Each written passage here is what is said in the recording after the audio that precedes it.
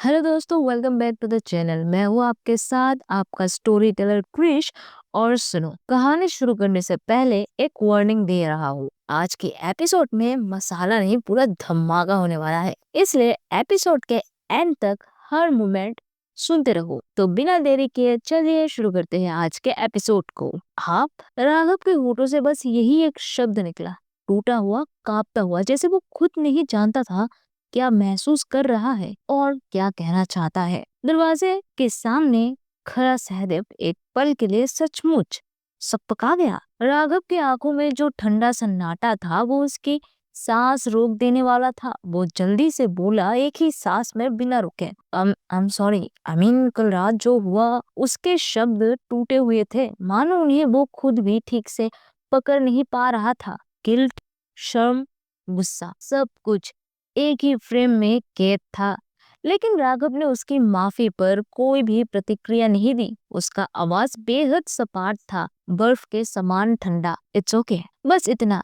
कोई आरोप नहीं, कोई दर्द नहीं, कोई एक्सप्लेनेशन नहीं, सिर्फ एक ऐसी चुप्पी जो किसी चीख से भी ज्यादा तीखा था। वो सहदेव को पास से काटते हुए किचन की ओर निकल गया, बिना पीछे देखे, बिना रुके, जैसे वो रात जिसमें उसके सांसें फंसी थी अब बस एक धुंध हो। सहदेव ने उसके जाने के बाद एक लंबा भारी सांस छोड़ा, जैसे किसी ने उसके सीने पर रखा पत्थर थोड़ा हटा दिया हो, पर उतना नहीं कि वो दर्द मिट जाए। दोनों जानते थे उनके बीच की चुप्पी सिर्फ चुप्पी नहीं, वो एक दरार थी, एक बोझ, एक अनकहा वादा भी, और एक डर भी कि अगर कोई बोल पड़ा सब टूट जाएगा। लेकिन किसी ने भी उसे तोड़ने की हिम्मत नहीं की। अंदर जहां सहदेव और राघव अपनी अपनी चुप्पी में डूबे थे, उसी समय फ्रांस में कुछ और ही उबल रहा था। दोपहर की नरम रोशनी क्यारा और शिवानी के कमरे की दीवारों पर धीरे धीरे गिर रही थी। लेकिन क्यारा,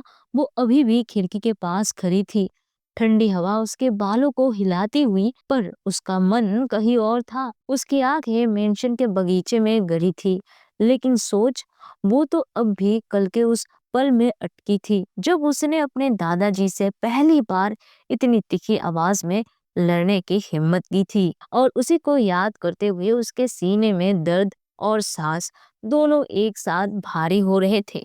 वो धीरे धीरे लंबी थकी हुई सांसें ले रही थी, जैसे हर सांस उसके अंदर की आग को जरा सा शांत कर दे।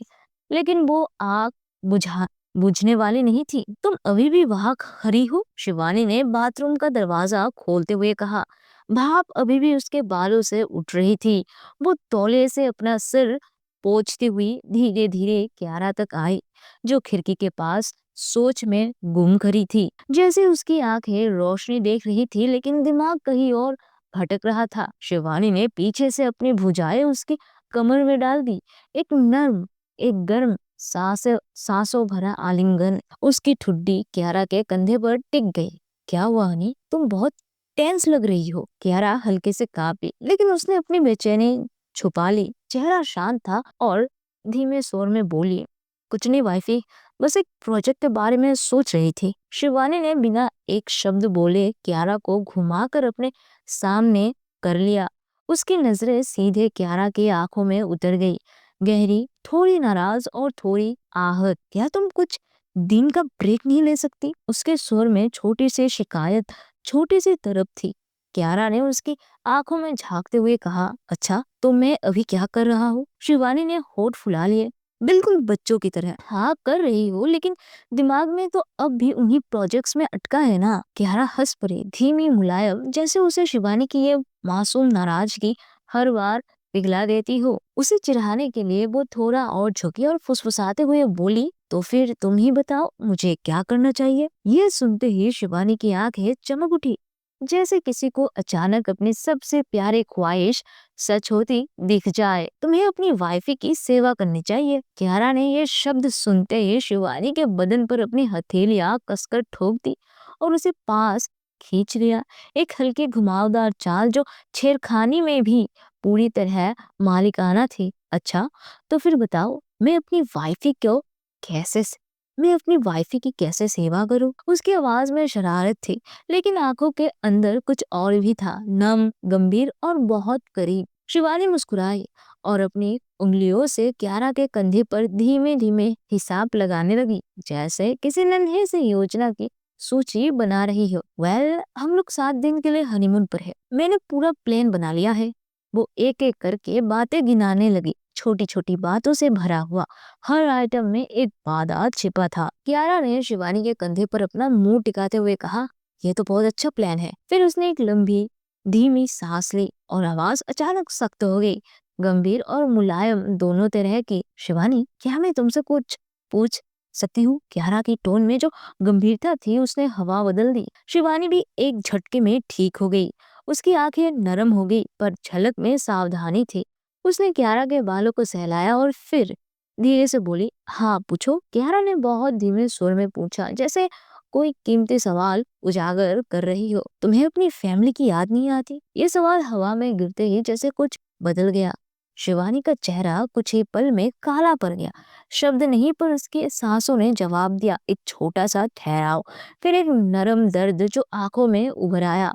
कियारा के हाथों की पकड़ ज्यादा कस गई। चिंता और प्यार का एक साथ जाल था। कुछ देर की खामोशी में दोनों की सांसों की आवाज के कमरे में गूंज उठी। फिर शिवानी ने धीरे से एक लंबी भारी सांस छोड़ी। सच कहूँ तो पिछले 7 सालों में मैंने उनसे बात तो छोड़ो, मुलाकात भी नहीं की। उसकी आवाज इतनी धीमी थी जैसे किसी पुराने जख्म की पट्टी खोले जा रही हो। जब से घर छोड़कर आई हूँ तब से बस बड़ी दीदी से ही बात होती है, बाकी किसी से भी नहीं। क्यारा का दिल उस एक पल में बैठ गया। उसने बिना कुछ सोचे शिवानी को अपनी बाहों में खींच लिया, जोर से कसकर, जैसे उसे दुनिया से बचा लेना चाहती हो। उसके बालों पर उंगलियां फेरते हुए वो फुसफुसाई, कुछ नहीं, मैं हूं ना तुम्हारे साथ। शिवानी ने भी उसे उतने ही मजबूती से पकड़ लिया। दोनों के बीच की खामोशी पहले वाली नहीं थी।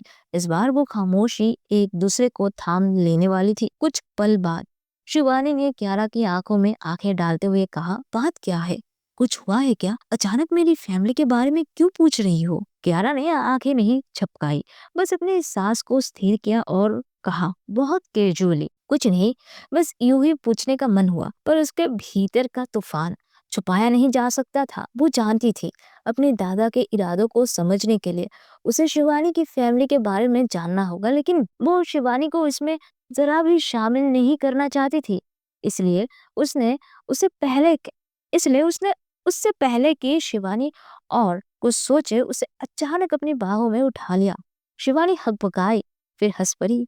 लगता है किसी का मूड कुछ करने का है। उसकी मुस्कुराहट में शरारत थी, लेकिन आंखों में अब भी वो हल्की उदासी चमक रही थी, जिसे सिर्फ क्यारा पहचानती थी। कुछ कदम चलने के बाद क्यारा अचानक दिशा बदली और एक मुलायम धकेल के साथ शिवानी को बिस्तर पर गिरा दिया।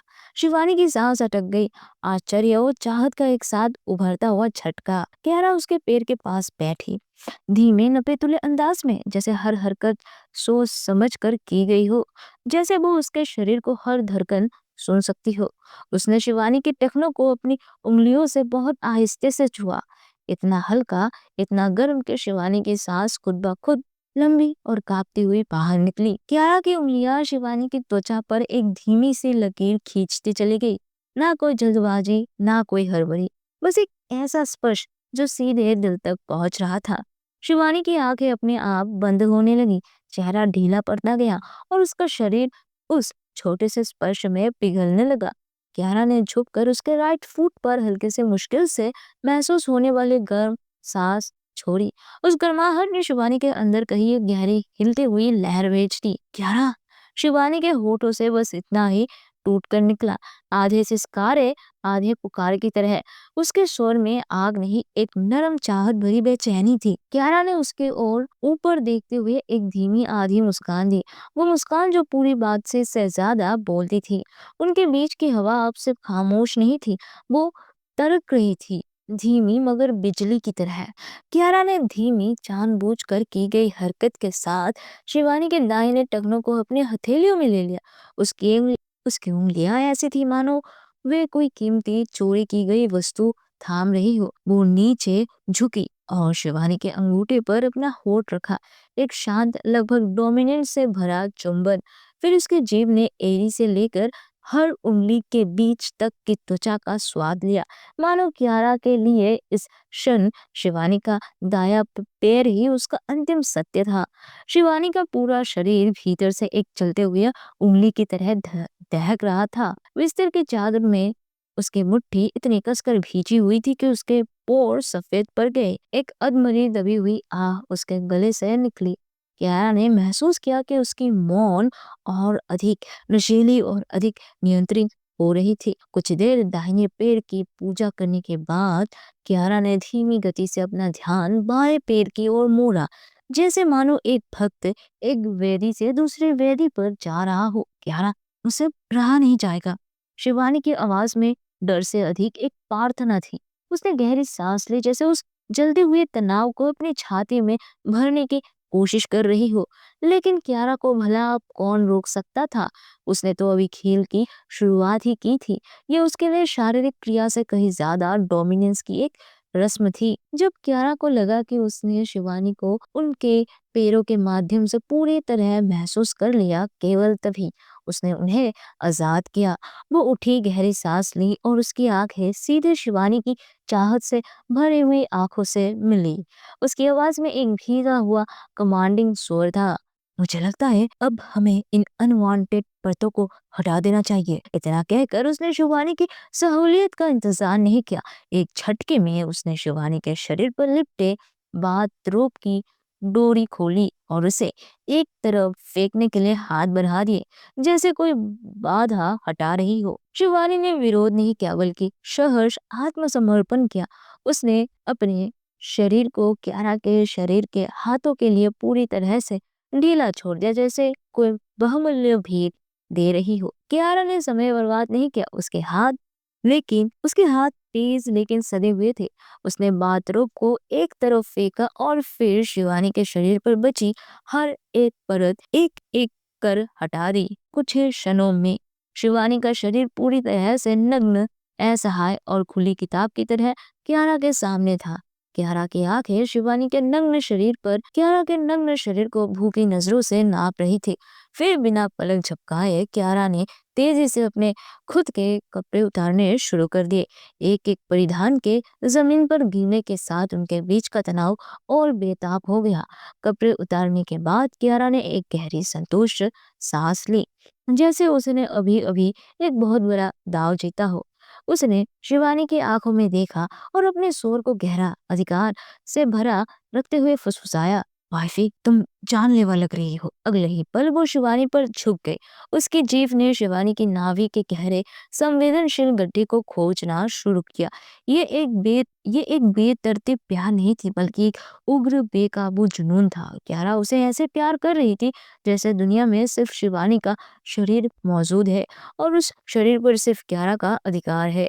तो गाइस, ये थी आज की इंटेंस रोमांस एपिसोड। अब कमेंट सेक्शन में बताओ, अगर इनकी रोमांस को 10 में से रेटिंग देनी हो तो आप कितने दोगे? और हाँ, हाई पॉइंट्स देना और वीडियो को लाइक करना मत भूलना। आपकी हर रेटिंग हमें मोटिवेट करती है। और अगर आप चैनल पे नए हो और अभी तक सब्सक्राइब नहीं किया तो जल्दी से कर लो। हमें हमारा 1K सब्सक्राइबर टारगेट अचीव करने में मदद करो। अपने दोस्तों के साथ इसे शेयर करो। मिलते हैं नेक्स्ट वीडियो में, तब तक के लिए बाय और प्यार फैलाते रहना।